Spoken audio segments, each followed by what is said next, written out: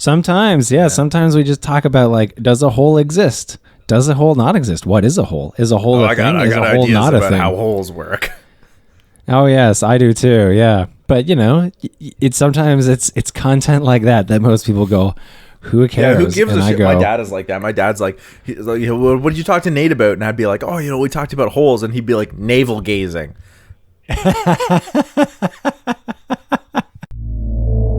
Welcome.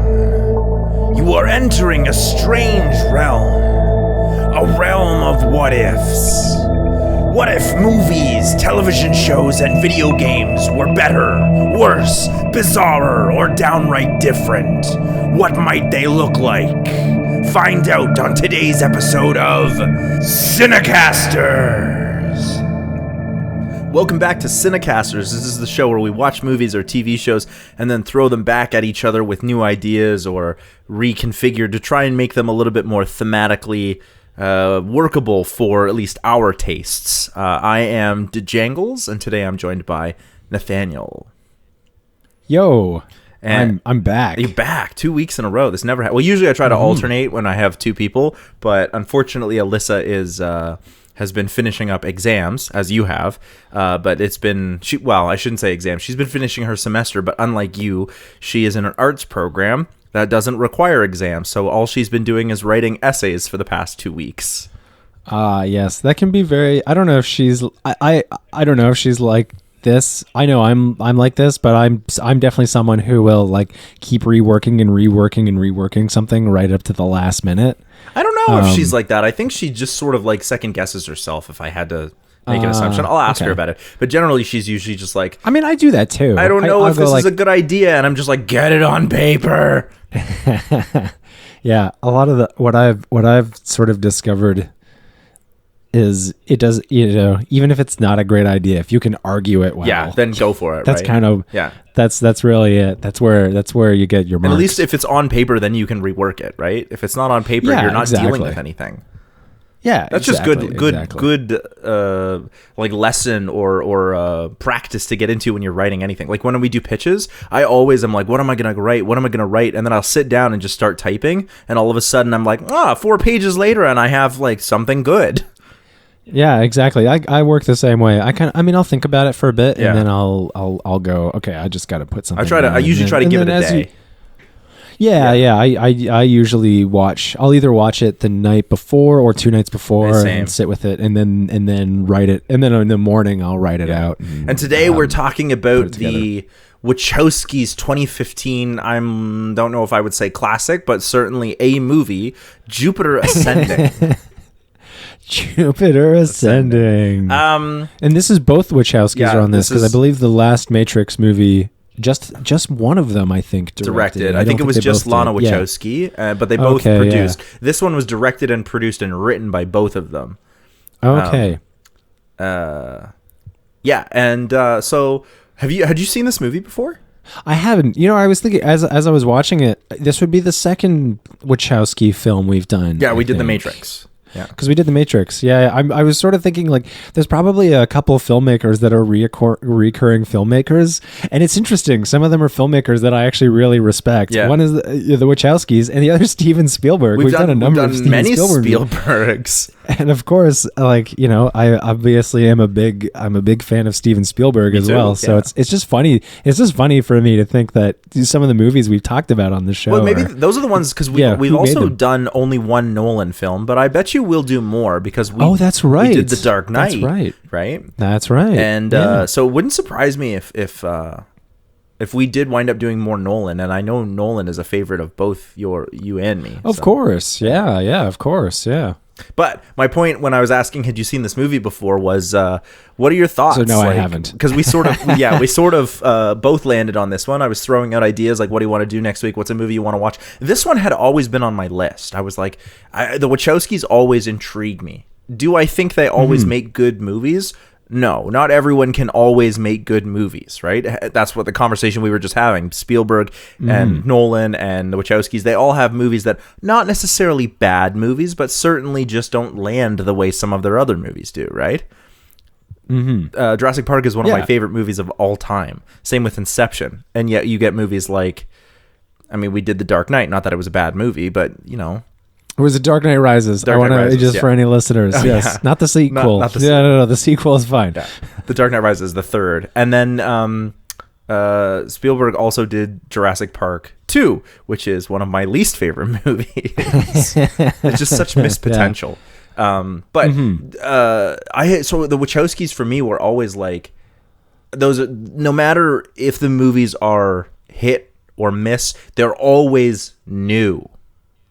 Yeah, and even if there's something about them that's like really bizarre and off and hard to follow, there's still something in it where you get the sense that they've put a lot of thought into something, and there's a lot of really interesting ideas they're working with, and I found a lot of that here. Yeah, so did I. There's a lot of really interesting things. It was certainly creative, and there was some neat ideas, and I will say, like, I did feel like this movie, they were like, let's do a science fiction movie that isn't The Matrix, and let's go, instead of going like inward, you know what I mean, like in terms of like simulacra and exploring the idea of philosophy, let's go outward into outer space, classic sci-fi. Yeah. Because I felt like this was like the Wachowskis being like, what if we did a space opera?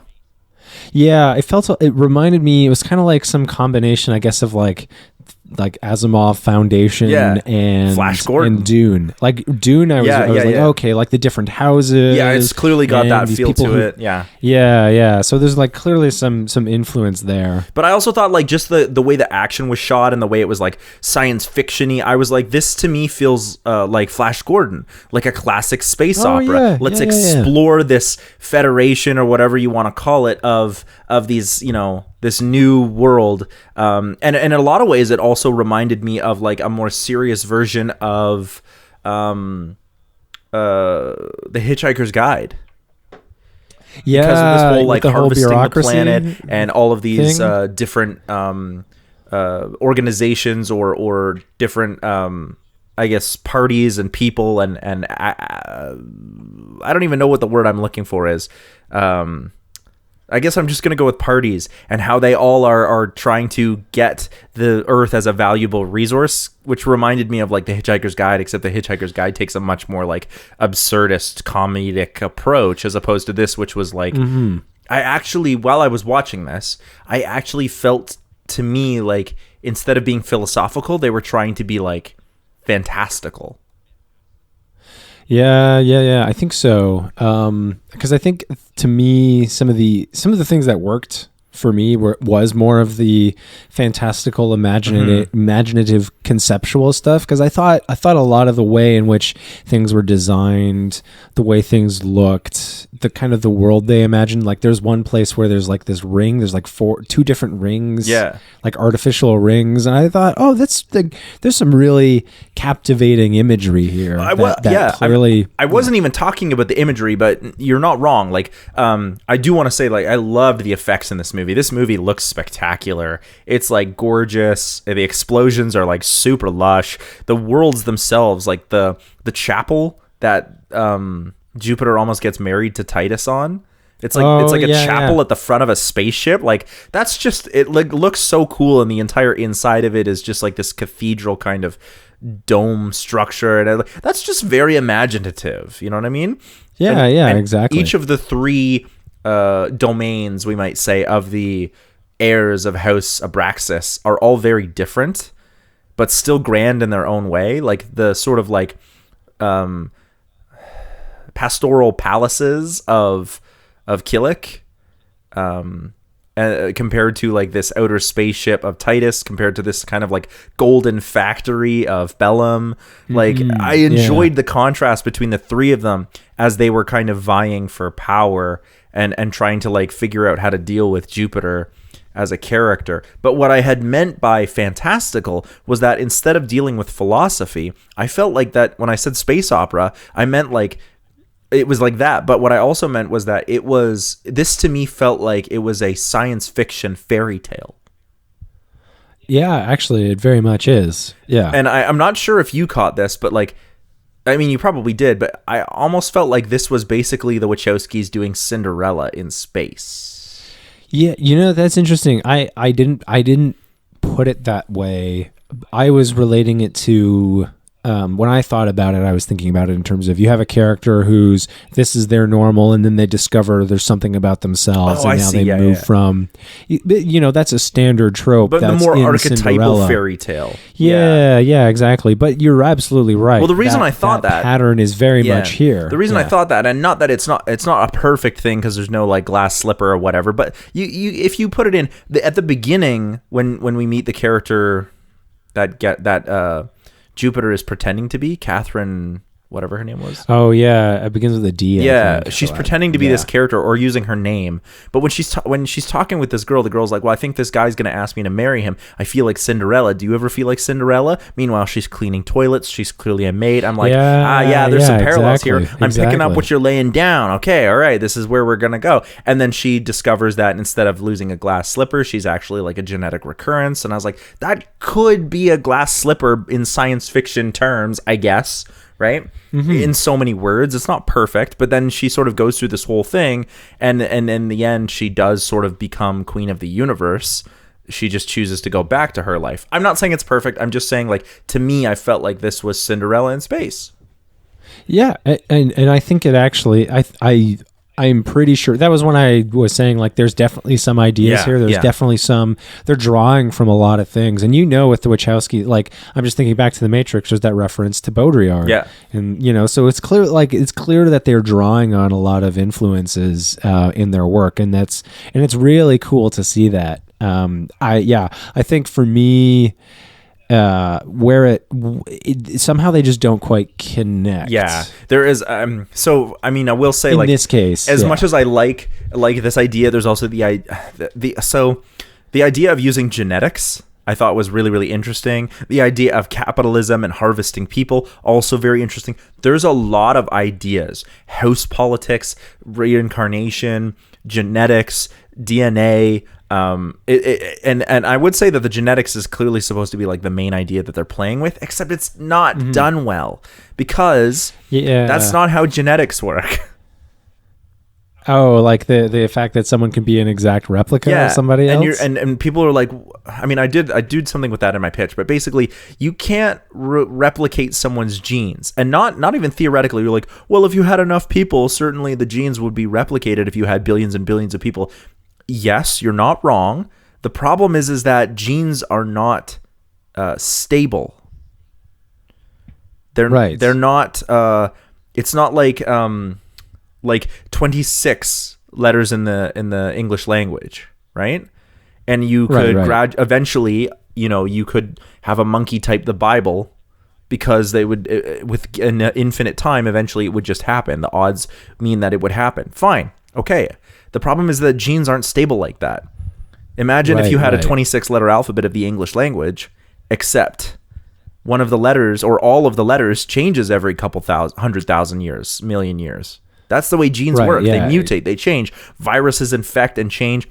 We have virus DNA in our DNA because they've infected and become a part of our being. Human beings are an amalgam of all of the things that we have overcome, not just even if they had like created the genetic replica of the queen using genetic manipulation, the diseases and whatever that had developed since she died could easily just kill Jupiter off.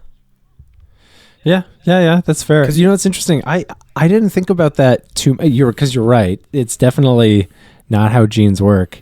To me, I felt like why. Well, actually, I'll get into why. You had more to say. Keep going. Oh, the other problem that I had with it was just that the genes, that Jupiter isn't her genes.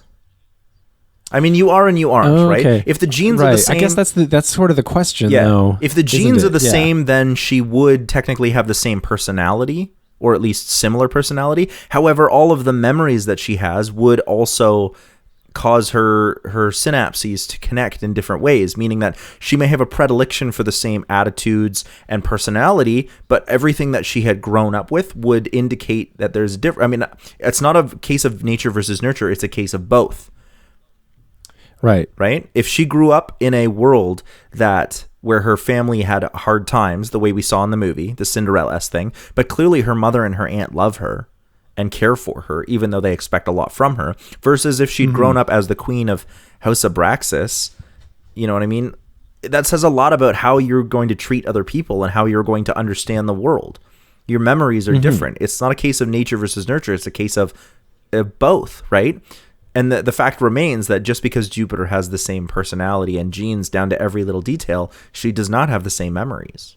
She is therefore not the same person. Yeah, because I think that was one thing that, again, that was another thing that was sort of like touched on, is like that question of it's that philosophical question of personal identity. At what point does something change enough to be considered the same entity, or is it now a different entity? Is it a different entity? If I pluck a hair from my head, am I now a different person? Yeah, we're talking about like the idea of Theseus's ship. Yeah, exactly. But more than that, there's also the question, classic science fiction question, is if you clone yourself, do you have two yous? I would disagree. Right. I would say that now you have a version of you that is one thing and a version of you that is another thing, because your memories are now diverging. You're no longer the same person. You know who would probably agree with you is Derek Parfit, the philosopher. Essentially said, who basically said that if there's two of me, there actually can't be two of me. Yeah, and I actually cease to exist if there's two of me. I don't know if you cease. Well, to no. exist, How does he say it? There's no longer. It's not like there's two of you any longer. It's that the idea that you are the same person twice is the wrong way of thinking about it. There are now two. Yeah, exactly. There are now two versions of you in which you are only one, and the other version of you is a completely different being in its own autonomous right. Well, he actually says that there's neither of them is you technically. How does that work? So now he goes a different direction with it. He essentially, where he ultimately builds to is personal identity is not uniqueness. He comes up with this like equation. Oh, I gotta read this. This sounds. So it's relation plus uniqueness equals personal identity, and he basically reasons that it's relation that counts and not uniqueness, and therefore when considering personal identity, it doesn't matter if something's unique. It depends matters on its how related. So now you're no longer unique. You are now related. So you're related, right. But you're not uniquely you. I see where he's coming from, because he's doing it logically. I'm talking about memories. Yeah, he's talking about formal logic. And I see where he's coming from. I don't necessarily agree, but I see where he's coming from. It's a very interesting way to sort of look at it. But the point still remains, at least from the way I view it, is that, and this is another thing that I thought was strange, they keep referring to Jupiter as though she's Your Majesty, and yet to me it was, the question never really got answered. They kept bringing it up, but they never answered the question. Is she the queen? Does she have all the rights of the queen? That nobody ever questions it. They're like, okay, yeah, but just because she has the same genetics doesn't mean she's the same person. Or is she? Why isn't that the crux of this story? It's sort of just a given. Was sort of that was a thing that was never really completely dealt with, never completely brought through. Because there was a point in the movie where I went, okay, I've lost something, or I'm really confused, because something's just not quite. There seems to be a stream of logic that they're just not following, and I'm like, did I miss something? Yeah, what's going on? Yeah. And that was my that's essentially what you're saying, is like, well, wait, they seem to all take it that she is the same person, and I thought, well, but who would suggest that? Why would Jupiter even give that up? Because from my understanding, she seems too accepting of that. She's too. Sort of like, cool, I guess I own the planet Earth now, or whatever. I'd be like, are you fucking shitting me? Like, now you're trying to tell me that I'm the queen of the universe? Like, first of all, nobody should own property in general. Call me a communist, but nobody should own property in that way. And then also, like, why would you even think I'm the same person? Like, that's not how that works. Yeah, exactly. And that's an interesting thing they could have explored. Yeah, I think, because that was another thing that I thought was interesting. Well, thing that I didn't think was working for it. I felt like the whole cloning thing, to me it felt like there was different directions it could have gone. It felt like to me where it started was this sort of revelation that Earth is a small planet among many thousands and is technically insignificant in the context of this great universe. Yeah.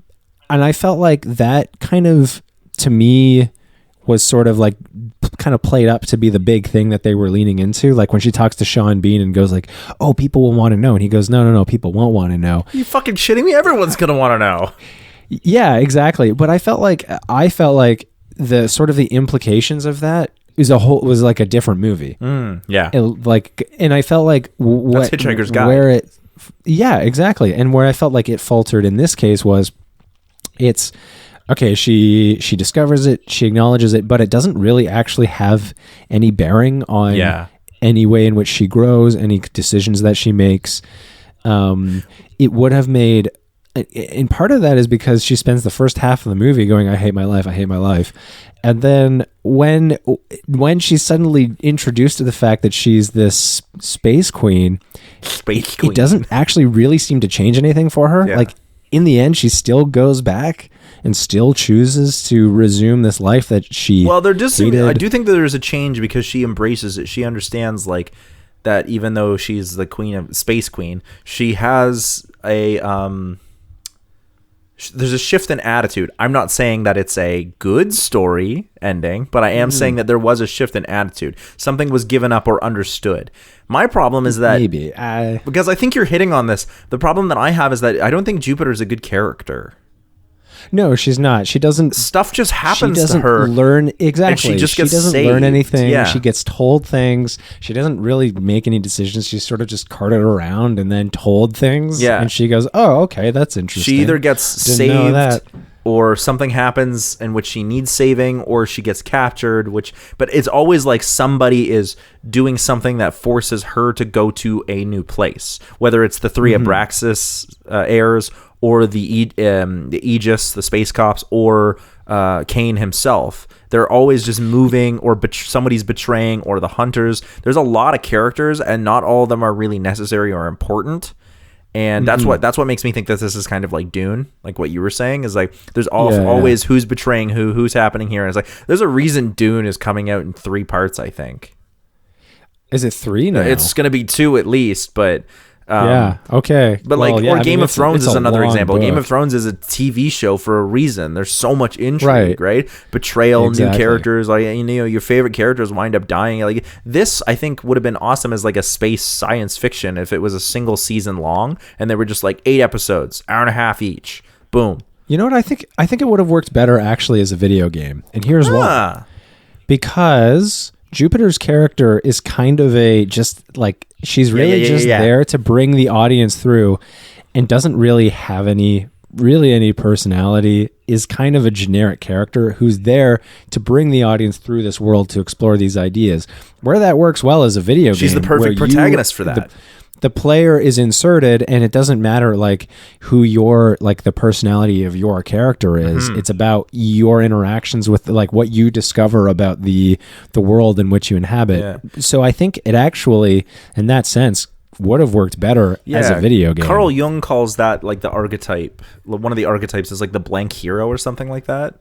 Yeah, whereas you can it's like and you see it in movies all the time. It's like an insertable character that is just very bland or boring because for the purposes of a audience insert. But I think you're right. I think this would look really, really cool, especially because the worlds are so unique and space travel is fun and everybody loves a good sci-fi video game. So why the fuck not? And it's like an action movie too. So yeah, and I just think in terms of who her character is, she is kind of she's doesn't really possess anything that makes her unique. Yeah. Well, it's interesting you say that because Kane is the same way. Channing Tatum character. Exactly. He has stakes. There's something that he needs to gain. He wants to gain his wings back, but I actually don't think that's very effective. I think it's set up well, but I don't think it's effective because his gravity boots essentially give him the power of flight anyway. There were so many. That's another thing too. I thought was weird was sort of the objects of pursuit that and the telescope are entirely irrelevant. Yeah, both of them are. I thought the whole telescope thing, I still don't see. Okay, she has some fascination with space, I guess, but that doesn't play into anything else other than she just happens to coincidentally end up in space. Yeah, she doesn't make any observations going like, oh hey, you know, that's that planet that I read about when I was a kid. Oh wow, I didn't know it was this. Okay, now you've justified her as a character, you know, having some interest in space, but all it is it's this thing that she wants because it reminds her of her dad that she never met. Yeah, to me it was like, is it that she wants her life to change, or is it that she wants the fucking telescope? Like, or what does the telescope represent? Like, I don't know what the telescope represents, or even the wings, like Kane's wings. It's like, so you can fly. Great, good.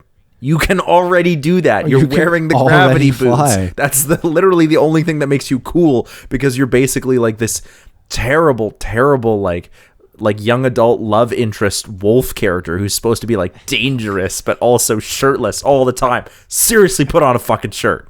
It's just like, that's what makes me feel like this is like Cinderella in space. It feels like a lot of young adult books that I've read where they're like, let's do Cinderella in space and let's have the big bad wolf be a character, except he's like hot, and literally all we're missing from this movie is a love triangle. Yeah, exactly. And we sort of get that with Titus anyway. Yeah, exactly. You're right. It does. Oh man, it does have very much young adult. Which is fine. Those young adult movies can work really, really well. They can be great. It's just this one is done poorly because Jupiter and Kane are both not really fleshed out, and their love story actually doesn't make any sense to me. There's no motivation for it. In my pitch, exactly. In my pitch, I got rid of it so that they could actually have characters, because I was like, I need them both to be real people before they fall in love. Yeah, exactly. So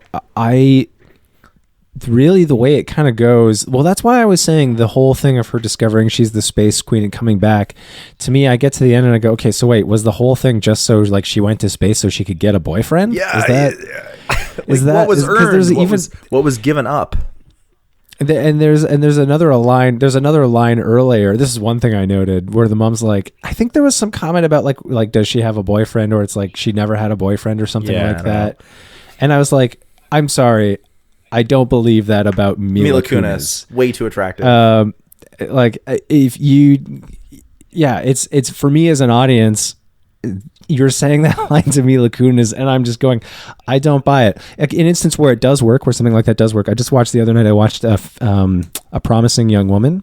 Good movie. With, Carey Mulligan. Yeah, excellent movie. But that's essentially something that comes up. It's like her parents are like, oh, you know, like, do you have a boyfriend? Because she has been alone for a long time, and there's a reason for that. The movie explores that, whereas in this case, it seems to be this incidental thing, and it's like, but no, why? She totally does. She's totally has. Totally has. So here's my thing then. It's just I don't think it quite works out again. This is again like another idea where I'm like, I'm not certain that this quite works, but it's certainly worth talking about and asking questions about.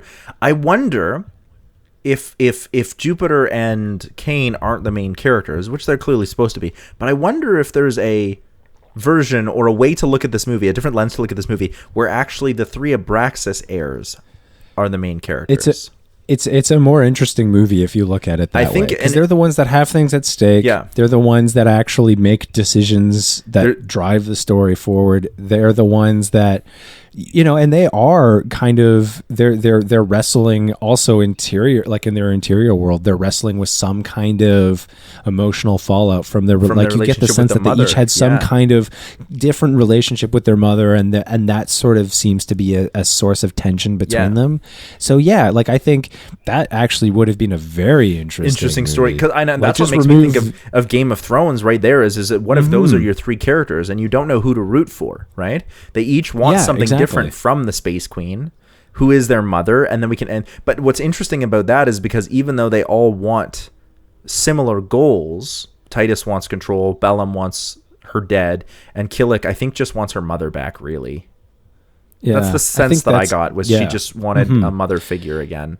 She kind of disappears too. Yeah, so does Titus. They're just gone. That's true. Yeah, So, yeah. but imagine if what really makes them interesting is because they all three of them work in the gene industry, like selling this product, and because they all own Levi's. a certain degree of capital. Pardon? That's stupid. I said Levi's. Oh, Levi's.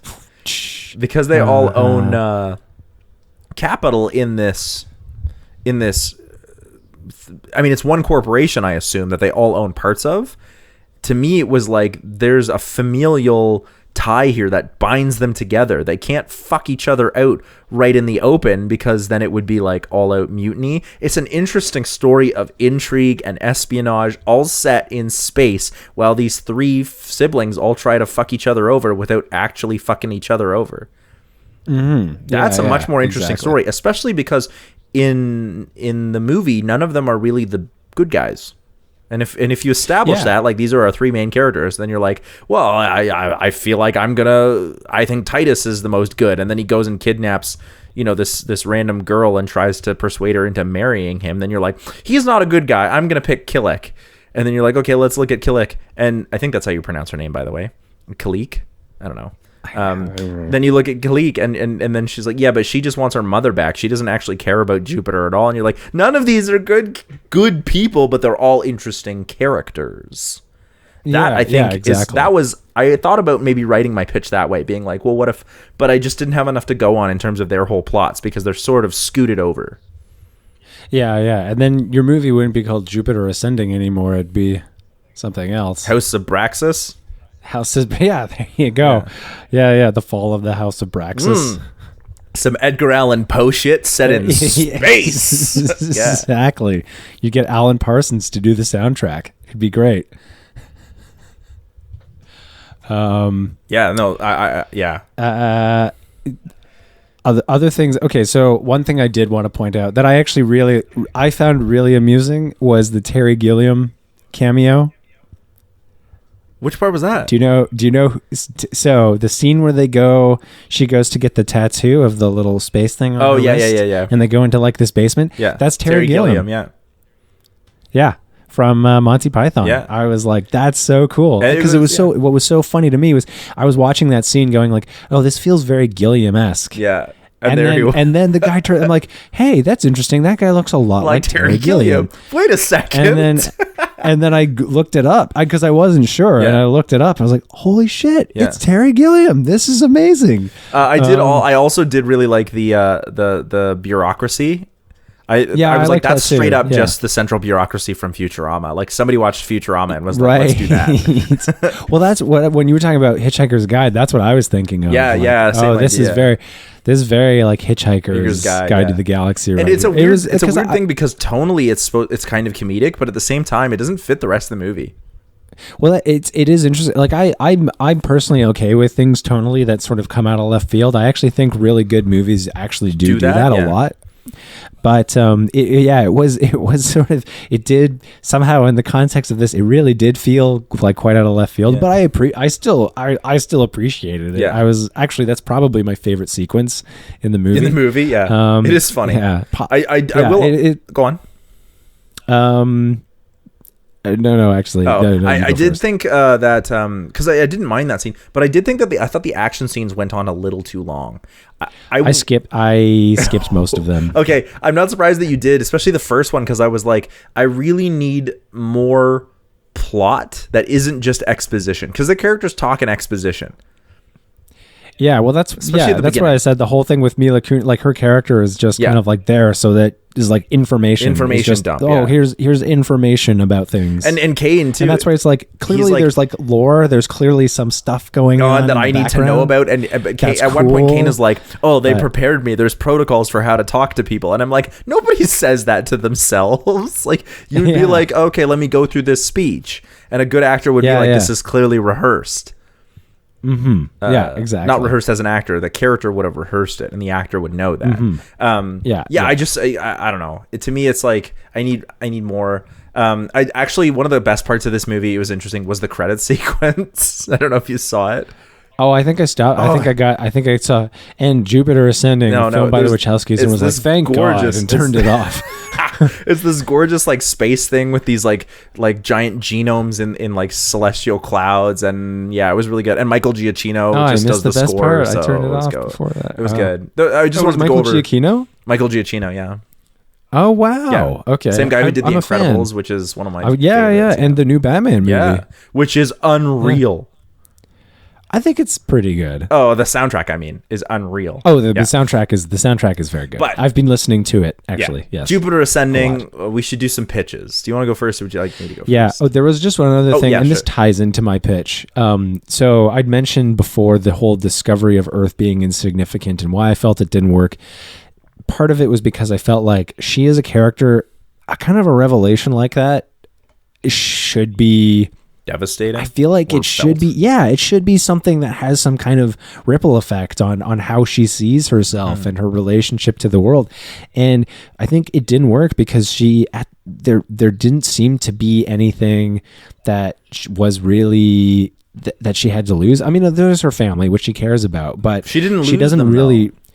No, exactly. And she doesn't really like, I felt that was one thing to me that was the most interesting idea was, what if you were to discover that Earth was actually just put here in place by aliens that would come here and harvest us? Yeah. Like, how would that change the way you see yourself?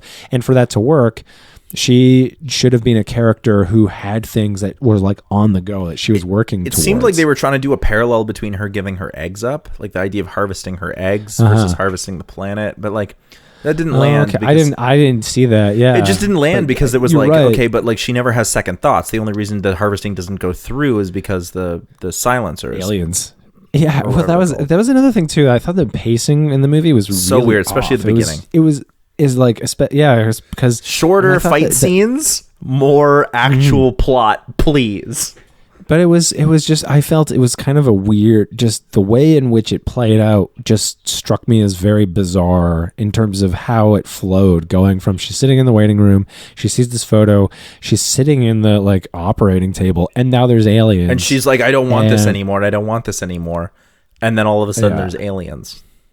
And I found that whole thing bizarre. Very bizarre. Yeah. And it was one of those things where I went, wait, did I miss something? There's something. Well, there's the entire thing where she's like takes the photo that doesn't come back anymore. The entire thing where we're introduced to this character who's like going to go get married. I was like, oh, okay, so who is this character? Doesn't matter. Doesn't come back. I know. And then all of a sudden they introduce her cousin, and I was like, who the fuck is this guy? Yeah. Yeah. Yeah. So yeah, there was just pacing was kind of weird, and I felt that whole thing with her discovering that she was or discovering that Earth is what it is in the context of this story. Yeah. It just didn't have, for that to work, it should mean something. I mean, I think it would. Bad. I think if I had an alien show up tomorrow and like knock on my window and be like, "Yo, let me tell you something. Yeah, in 100 years, your planet's just going to be harvested." Boonies, yeah. And I have proof. I'm not, I can show you. And I would think very hard about that. Yeah, I'd probably be like, well, I'm going to do everything in my power to make sure that we don't get harvested, because that sounds like balls. Exactly, yeah. And she doesn't really she seems more intrigued by the fact that she's Her Majesty, a queen, space queen, than she does with like, let's save the Earth. Yeah, I mean, she does take that into account, but you're right. It was this weird, and that was another thing too. I felt like, I don't know, she discovers she's space queen, but that doesn't, I'm watching her character, I'm going, that doesn't seem to really, does this person appreciate what that means? Yeah. Like I'm watching it and I'm going, if someone told me that I was space king, I'd be like, whoa. Space king? What does that even mean? And they'd be like, you just own all of space. And you'd be like, cool. What do I do with it? Yeah, exactly. I feel like there's never a moment where she kind of goes like, wait, really? Why doesn't she? I don't understand why she just doesn't like sell parts of it off and then make a bunch of money and then stop living as a maid on planet Earth. That was the other thing too. At the end, I thought, why is she this? She's like, oh, I can't tell anyone because they'd like lock me away. It's like, okay, okay, I get that. Haha, they think you're crazy, and Sure, and fine, and you're actually real. But it's like, but wait a minute. If you actually were the space, it's not like she can't get off Earth. Her now boyfriend with wings. Yeah, is her coming to visit her winged werewolf boyfriend with wings. She So clearly stupid. can get off world. Why is she still doing this when Yeah. at the beginning of the movie she's like, I hate my life, but now you're a space queen, you can go places. Weren't you interested in space? Isn't that why you wanted Want a telescope? So I don't know. and now you're just gonna stay on Earth, and I'm very confused With your crazy blue hollow tattoo. the note I had was this movie to me has tinges of what I'm calling Zardoz syndrome. Ooh. Which is basically when from scene to it's really extreme in Zardoz. I don't know if you remember in Zardoz, but like so in the fun. middle of a scene, a character would suddenly want something entirely different. Yeah. And they would suddenly become a different character, and so it was hard I to liked follow that because- movie though. It was fun. I did too. I actually really enjoyed it, but it felt a little bit like this, where I went, okay, wait a minute, she wants this, but now she doesn't want this, and now I don't know why she wants this, but why is she doing? But now she doesn't seem to understand this, and so to me, that I think Stephen King, but like he talks about writing characters, where a lot of it's just kind of figuring out what would a person in that situation, what would they do? And you kind of just sort of reason through it. Like, if I was in this situation, how would I feel and what would I do? And that's usually a way you can figure out, what makes sense for where your story should go. Because people will have some intuitive idea of what should happen. And in this case, I felt like all of those intuitions were just ignored. Yeah. Yeah. I don't know. Again, I don't want to say that this was a bad movie, because I don't think it was. I do think there's this fantastical element, and there is this sort of There's like a lot of cool space things. odyssey Yeah. adventure thing going on, and I do feel like it's sort of this great space opera, cheesy space opera. Yeah, there's a lot of cool things. Yeah. There really are. Yeah. But anyway. Yeah. So pitches. Do you want to go first, or would you like me to? Um, I'm actually really fond of my pitch. It's not. I'll go great, first. But okay. Like I said, I felt like the way to make this movie work was she needed to have something on the go that would then come into question, realizing, what Earth is. And so essentially, I start her off and she's an astronomer. That would make a lot more sense. Yeah. First of all, okay, she grows up, her father's into space, she grows up into space, and now she's becoming this like very known astronomer, and she's working towards this big discovery. It also made more sense to me because the other thing that I feel like, and what I've observed from friends of mine whose parents immigrated to Canada from somewhere else, children of immigrants tend to be very high achieving, and tend to actually and have a lot of pressure on outpace them to do everybody. So. Yeah. Exactly. And I felt like it would just make more sense in this case if that was the case for her character. Her mother came across to Canada and now is like, okay, now I've got to like make my mother's sacrifice coming here. I like how worth you it. just assume that she's in Canada now. Because I'm pretty sure they were in Chicago, but they're whatever. definitely in Chicago in the movie. I've changed it to take place in Toronto. Hell yeah. Why not? It takes place in Toronto as of right now. Hell yeah. So yeah. So Jupiter is her mother's from Russia, came to Canada, but now she's an astronomer and she loves space but she's very rational. Like she's a very committed atheist, but her mother is very committed Russian Orthodox. Yeah, that makes sense. That's a great contrast. So, but she's like, no. Like, we can use science and we can understand things about the universe. Anyway, somewhere in there, she's kidnapped by these aliens, and she's rescued by, I've basically said Channing Tatum and Friends, because that's kind of what it is in the movie. It's like Channing Tatum and his pals. League of Space Cops. League of Space Cops. And basically they're like rescued. She's rescued by Channing Tatum and friends. And they basically explain to her that like, okay, this is what's going on. Your planet is one of thousands of planets. And what the story ultimately becomes is mine goes a little bit more absurd, but essentially all these things that she was so sure that they knew, like she discovers there's so many things that they were wrong about. Yeah. So, so what happens is she's told like, oh, we think you're like this like genetic replica of the Space Queen. And we don't entirely sure what that means yet, but they're like, but we've got to like get you to another planet and keep you safe and have your identity verified. And they go to get her confirmed as this genetic replica, but they find that there was actually a mistake. She's not actually the proper replica. The actual other proper replica of Jupiter exists on another planet on the other side of the cosmos that is almost in every way identical to Earth. Almost. Yeah. And so they go to this, they take Jupiter with them to this other Earth, and Jupiter basically finds her doppelganger. But this doppelganger is basically, it's her from Earth, but has actually like succeeded and has actually made that extra step and is making all these discoveries. But now she's looking at it from the outside and going, but wait a minute, I now know all these things are wrong. I now know that like all of these things that and basically what I would do is I would basically say like, oh yeah, you thought you Earth, it's a bit more comedic, I suppose, a bit more like Douglas Adams, but it's like, oh yeah, you thought like, light travel works this way. Well, no, it actually is like, and come up with something really stupid. Yeah. That's actually what's going on. And so all of these things that she's been working towards have now been completely undermined. And so she's watching herself from the outside succeed and being like admired by other people for these discoveries she's making, but she's going, but they're wrong. They're all like, wrong. This like everything that I had been led to believe up to this point is actually like factually incorrect. Anyway, what they discover is that, this is the other thing that she discovers, is that there are actually souls. Oh shit. And so in this universe, what's ultimately happening is all these planets that they make, they basically go and they create clone planets, and they pick the best one and they discard the rest.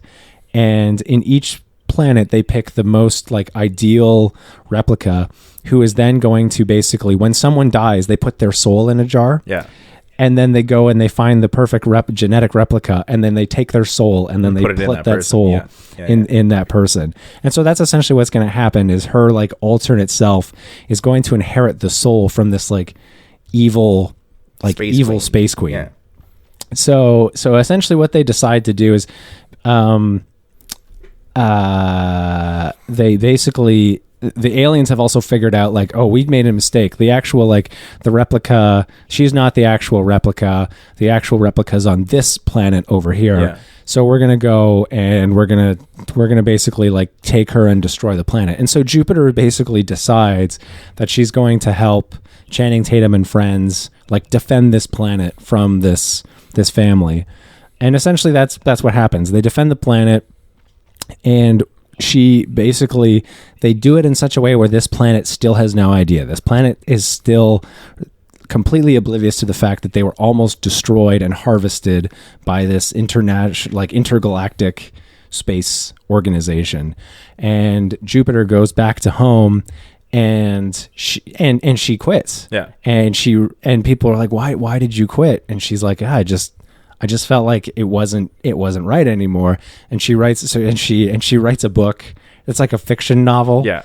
But it's heavily based on the experiences that she had. Yeah. And the final scene is her basically going back to Earth, looking up at the stars like she did, but now she's like she knows what's real, like she knows actually what the truth is, so she's more satisfied with the fact like, okay, no, I know what's actually going on. Like my whole life wasn't about being recognized like as this, like I didn't need to be the space queen, I didn't need to be the top of my field, I just wanted to know the truth, and now I know the truth.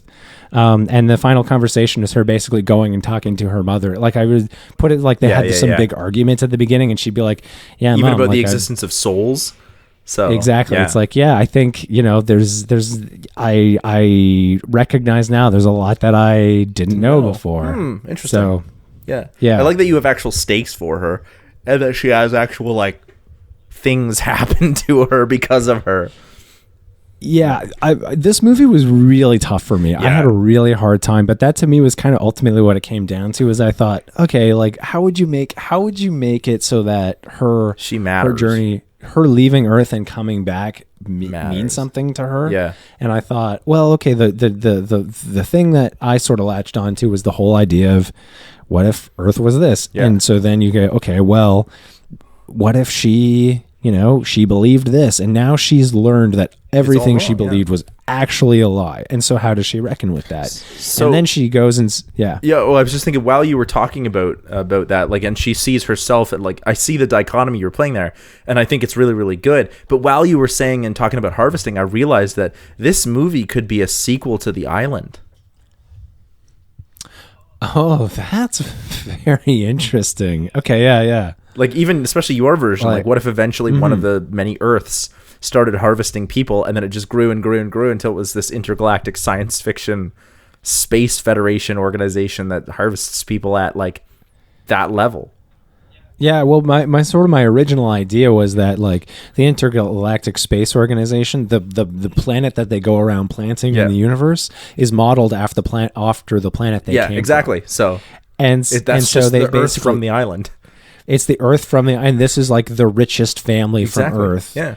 And what they're doing is they're creating in every, like they find the right size sun and they create the right size Earth, like at the right gravitational pull from that sun. And they set it all up so that it's all going to play out as similarly as possible. Which means that technically there is a God for Jupiter. Exactly. Yeah. Exactly. So that means they were created by something. And that's another thing that she reckons so she has to, that's really good. Oh man. Yeah. I went in a very different direction. So mine starts out by introducing the three siblings of the House of Abraxas, whatever their name is. And we're informed that they're basically all informed that there is a genetic reoccurrence of a woman who looks like their mother. We have no idea what that means as an audience. The three of them are meeting to decide what they're going to do about it. Bellem wants to have the woman harvested. Bellem wants to have the woman harvested because her resemblance to the late queen would fetch like a really high price because she was so beautiful and whatnot. Kalik, however you pronounce it, wants to find their mother and like wants to find this person and bring their mother back. But Titus thinks that they're both foolish. He's like, no, we should just leave things the way it is, because if we start making a big deal out of this, someone's going to find this genetic reoccurrence and they're going to try and use her against us for whatever reason. So I think we should just let it go. Things are good with the three of us right now. Let's not, fuck things up. This could be contentious. But Bellem and Titus is the one who has Earth in his domain. So he's like, you guys can't do anything without my permission. Let's just leave it. But Bellem actually used the meeting as a means of trapping the others, and he murders Titus. And then he basically says, okay, Kalik, I'll do the same thing to you unless you stay out of my way. And what I'll even do is I'll give you all of Titus's holdings, except for Earth. It's mine. And she basically is like, okay, fine.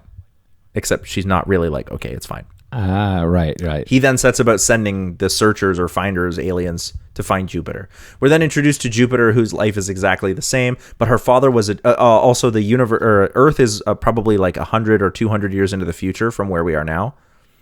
So it's a little bit more advanced. But her father was a geneticist who was experimenting with how to encode information into DNA. Because DNA has so much information in such a small space. So he was like, how can we use that by encoding other information into DNA? So in this version, slightly more advanced. But Jupiter's life is still basically working as a maid. That's what she does with her whole family because they're trying to afford more. But what's happened is that robots have started to like take more and more because they don't steal. Okay. So it's actually like robots that are taking more and more of the work. And so their family is they're basically stressing. So she's like, I'm going to have to try and sell my eggs. However, Jupiter is like, basically at the consultation, she's told like, you can donate your eggs to science and we'll pay you this much.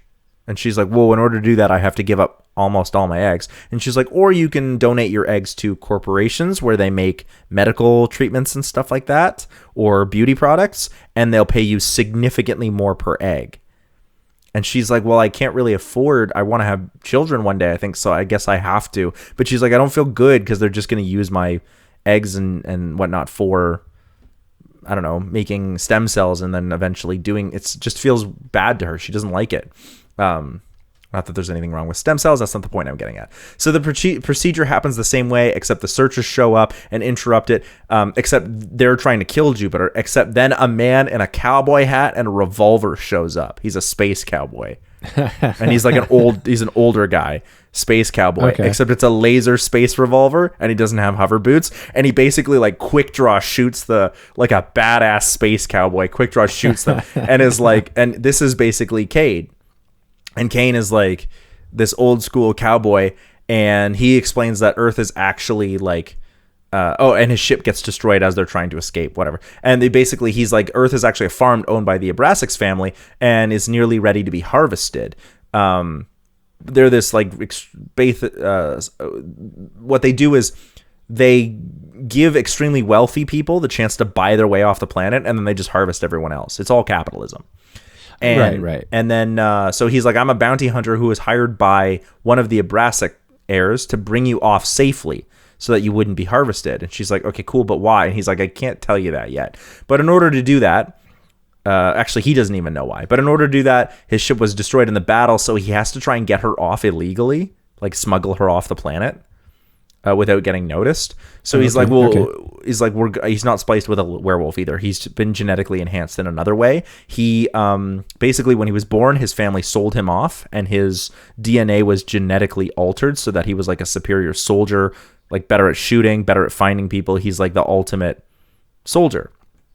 But because people don't own their own genetics anymore, now that he was basically altered, his life was forfeit. Like, he doesn't own his own DNA, so he was basically forced to be a soldier. Oh, okay. So he left. That's interesting. Yeah, right. So he left the army and is a deserter from the army, but the only thing he knows how to do is be a soldier, so he became a bounty hunter, a cowboy.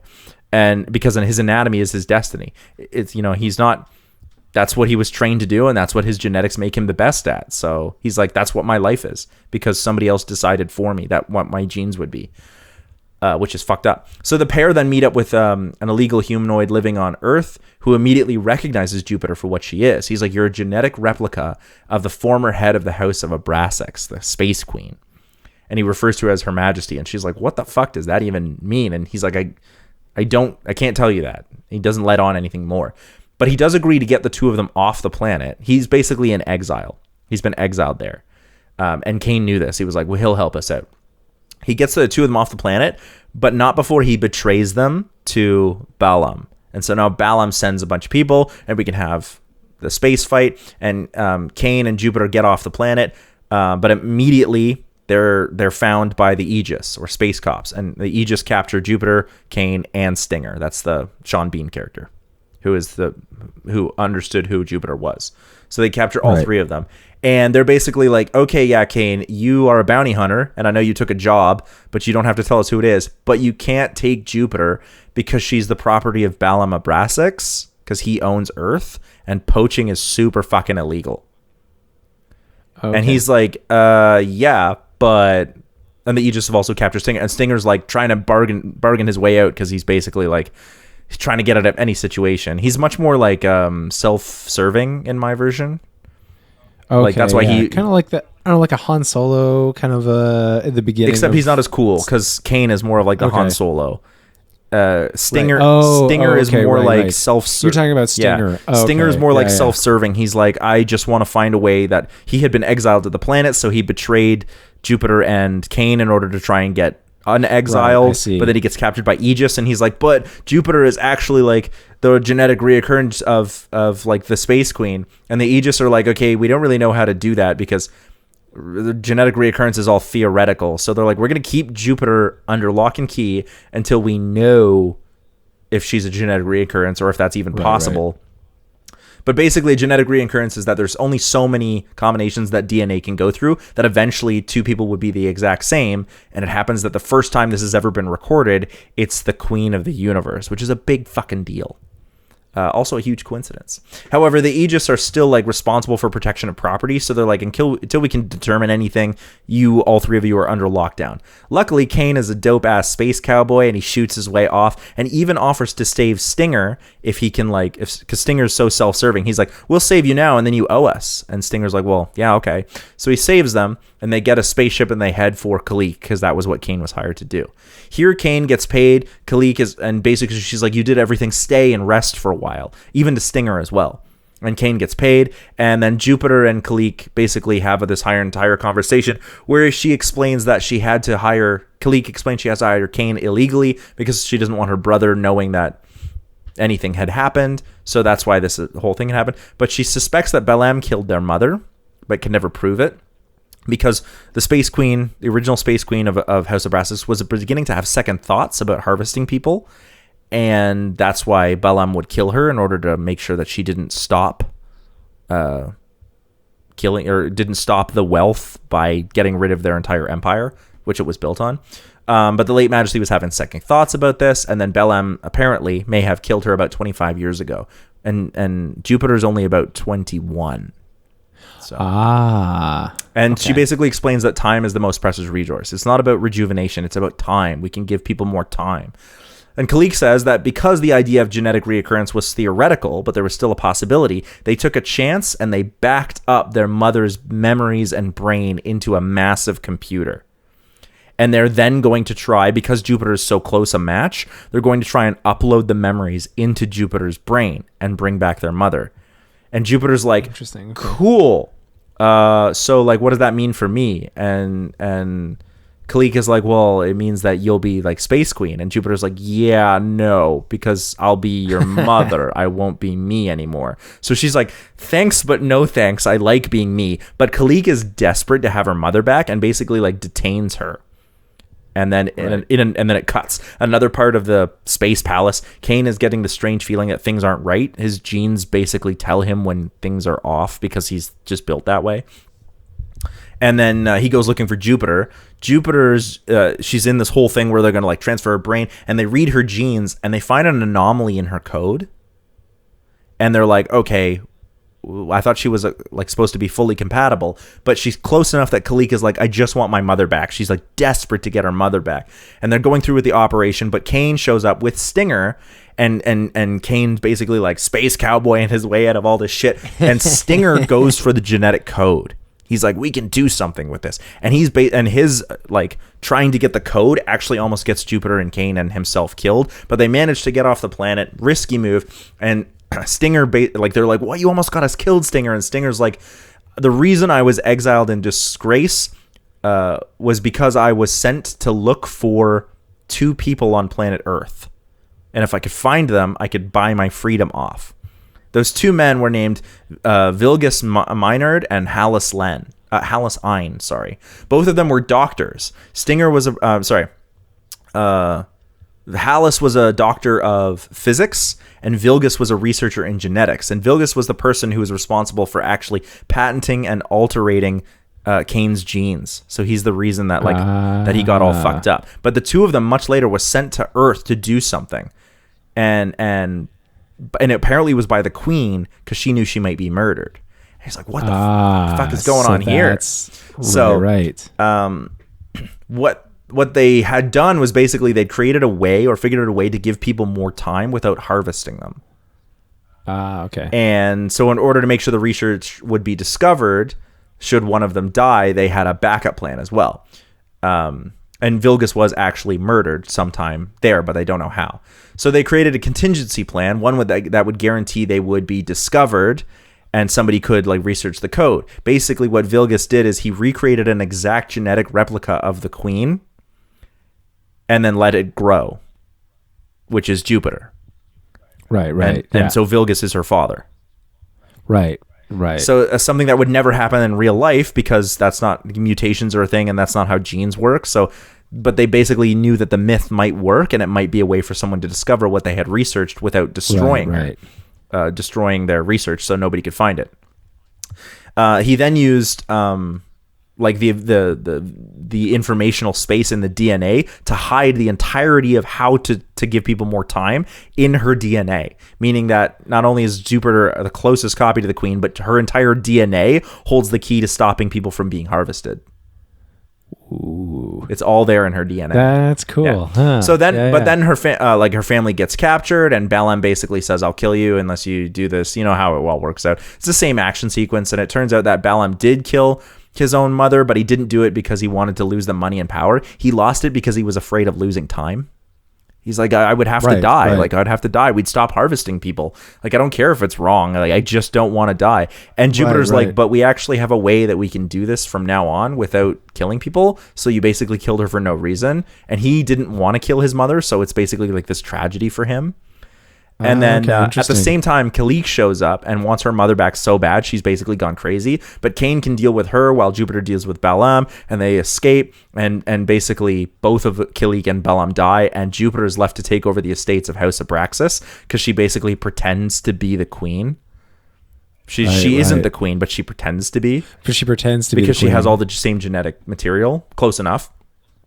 And she sets about taking over the House of Abraxas and basically making it so all the planets can be left alone and not be harvested, and you know, slowly dealing with the commerce of the Federation. She also begins to take over, like giving a new way people can give time. And basically what that is in her DNA, they already had access to space travel and like how to warp through space time. And basically, in her DNA, it was an explanation of how to do that in order to like warp space-time enough that people could like live longer. Because if you travel faster than light, you essentially change the way time works. Right. So, and that's the end. She basically is like, now I'm queen of the universe. That's cool. That's interesting. I like how you, you managed to tie a lot of things in with the characters that were already there in a way that actually made logical sense. Yeah. Well, basically what it is what I needed to do was give Jupiter Cain a reason to keep Jupiter alive other than love. Yeah. Because that's dumb. I don't think that love is dumb. It just, in this story, it didn't work. So what happens is at first Cain is like, he gets hired. And so he has a reason. But once he delivers Jupiter to Kalik, it becomes like, okay, she's going to die. And he doesn't really care about that, but what he does care about is once we discover that her DNA holds the source to stop people from being harvested, and because Cain hates the idea of people using genetics because of what he hates the idea of people like fucking with genetics. He's like, if Jupiter stays alive, we have the key, or at least her DNA, we have the key to stop people from being harvested and stop people fucking with genetics. Yeah, that was a smart little invention too, and then also the fact that her father knew the code. Yeah, and the fact that genetic reoccurrence isn't a thing, and the reason that I was like, it's so coincidental, is because he was like, if we was actually planted. Yeah, if we plant it, then eventually people will search so much for the queen, especially the queen. They'll go like, it's a genetic reoccurrence, and they'll find Jupiter, who will actually be able to get the information back to someone who can use it, right? It was basically the queen's contingency plan was to plant these two physicists, or one biologist and one geneticist and physicist, to figure out how to do this. And then when they figured it out, they themselves put into place a way to make sure that she would be found. Yeah. No, that's cool. Yeah. Oh, good job. I like that. Yeah, it's there's a lot going on there. There was a lot of moving parts, but this movie had a lot of moving parts, so it was hard to fold together. So I'm sorry if that was a little long. But no. I think it was the way you folded it together was quite well done. Yeah, I thought it was pretty good too. It's just I apologize that it was so long, but yeah, that's okay. I mean, it's just such a this is the thing with the movie. There's just so much going on. There's so much going on. You kind of have to. Yeah, you either have to give all the characters enough to make their presence justified, or you got to really scale it back. Yeah, plus I love the world building. That's why I was like, you know what, this movie has so much world building in it in every scene, but I was also like, you know what this movie needs? Space cowboys. Yeah. So I also just love Cowboy Bebop, so that was there you go. Yeah, that was fun. I gotta say, as much as this movie, especially the bees part, we didn't talk about that, but Oh, that yeah, part, that was what bees. lost me at the beginning when she was The like, bees, have you ever been not the bees. stung by a bee? And she's like, no. It's like, because bees are genetically designed to notice royalty. Like, fuck off. Yeah, I had a big eye roll. Yeah, I was like, no, you didn't. What? Oh, but yeah. And then I sent you that meme like, not the bees, not the bees, Not the bees. Anyway, so yeah, this movie, not a bad movie, a fun space fairy tale, I think. Yeah, With yeah. some loose ends. With some major divergences Yeah. and some incoherencies, but there is a lot of imagination and a lot of really creative things. Awesome spectacles. Yeah, there is some really cool stuff. Yeah. I mean, Clearly our pitches were both pretty smart, I think. I liked yours. I mean, I felt like I struggled with mine. Wow. I was like, I don't know. Yeah, I think usually the pitch- watching in the movie, halfway through the movie, I go, okay, I know what I'm going to do. This time, I was like, usually I'll hit one clue. theme and go, that's it. For me, it was the genetics thing, exactly. because that really pissed me off how this movie handled genetics. But yeah. Yeah. Where can people find you? My website, www.nathanieldraper.com, or at Letterboxd at DraperNate. You can find my band Robot Philosopher anywhere you listen to dope music. You can also find some new music coming soon to YouTube and all of those other places with videos that are done by Nate, actually, because he's just that talented. You can also check out our other channel, the CineCasters, for more conversations and scripted content. And thanks so much for hanging out here. This was a really smart, fun movie to talk about. I don't want to say it was a smart movie, but it was a fun movie to talk about. Yeah. It was a fun movie. Yeah. I enjoyed it. Thanks for chilling. I enjoyed talking about it. All right, bye. Bye. Thanks for listening.